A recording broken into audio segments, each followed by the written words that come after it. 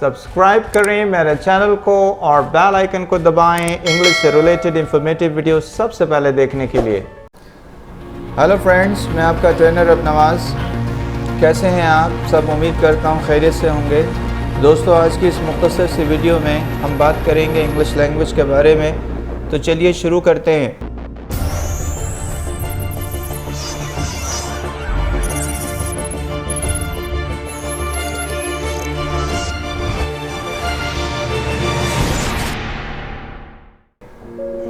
دوستو، انسان نے بہت ترقی کر لی۔ انسان پر قدرت کے بہت سے راز افشاں ہو گئے۔ انسان نے اپنی محنت، لیاقت، لگن اور جستجو سے کائنات کے بہت سے علوم پر دسترت حاصل کر لی۔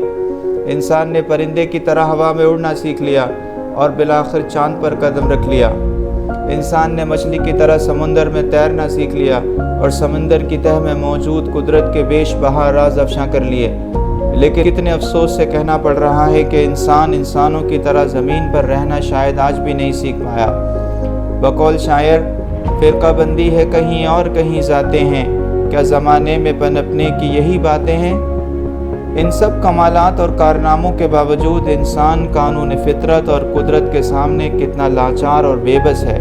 اس کی مثال آج کے موجودہ حالات ہیں کہ کرونا جیسے ایک چھوٹے سے وائرس نے پوری دنیا کو ہلا کر رکھ دیا ہے۔ پوری دنیا کا نظام درم برم ہے۔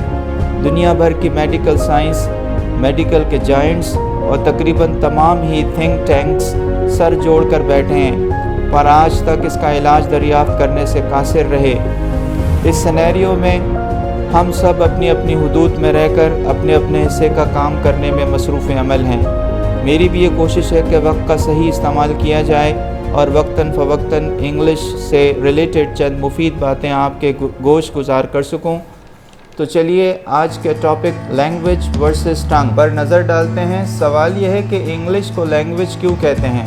لینگویج کے بارے میں انگریز کہتا ہے کہ the method of human communication either spoken or written or either consisting of the use of words in a structured and conventional way، جبکہ ٹنگ کے بارے میں ان کا کہنا ہے کہ it is used in reference to person's style or manner of speaking۔ Language کو سمجھنے کے لیے ان پیرامیٹرز پر غور کرتے ہیں۔ spoken which is spoken، جو بولی جاتی ہو۔ written which is written، جو لکھی جاتی ہو۔ studied which is studied، جو پڑھی جاتی ہو۔ taught which is taught، جو پڑھائی جاتی ہو۔ grammar which has its own grammar، جس کی اپنی grammar who. alphabets which has its own basic alphabets، اور جس کے اپنے حروف تہجی یا الفابیٹس ہوں۔ اسے ثابت ہوا کہ ہر بولی جانے والی زبان لینگویج نہیں ہو سکتی۔ آپ نے سنا ہوگا کہ what is your mother tongue؟ یہ نہیں کہا جاتا کہ what is your mother language۔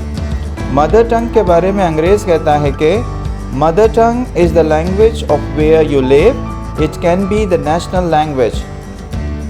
ہر گھر میں کوئی نہ کوئی بولی جاتی ہے، اس سے قطع نظر کہ وہ لینگویج ہے یا ٹنگ۔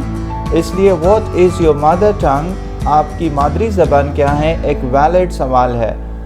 پس ثابت ہوا کہ انگلش ایک لینگویج ہے جو کہ لینگویج کے ان تمام پیرامیٹرز پر پوری اترتی ہے جن کا ہم نے ذکر کیا۔ دوستو، امید کرتا ہوں کہ میری مختصر مگر دلچسپ ویڈیو آپ کو پسند آئی ہوگی۔ اب ان دعاؤں کے ساتھ اجازت دیجیے۔ جہاں رہیے خوش رہیے، اپنا بہت سارا خیال رکھیے گا۔ اللہ نگہبان۔